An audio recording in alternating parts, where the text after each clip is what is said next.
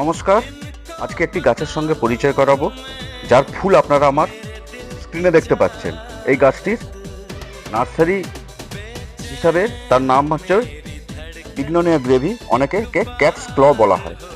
এটি একটি ওয়াল ক্রিপার, অর্থাৎ দেওয়ালের সঙ্গে সবসময় চিপকে থাকে এবং এর প্রলম্বিত লতায় অসংখ্য ফুলে ভরে ওঠে এই সময় এবং বর্ষার কিছুদিন আগে।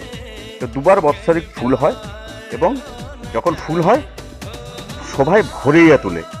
আর ক্যাটস ক্লাব বলার কারণ এর প্রত্যেকটা যে লতা, এই লতার গাঁটে গাঁটে বেড়ালের পায়ের থাবার মতো এর অঙ্গ সৃষ্টি হয় এবং ওই অঙ্গের দ্বারা দেওয়ালকে ওরা চিপকে ওরা বেঁচে থাকে।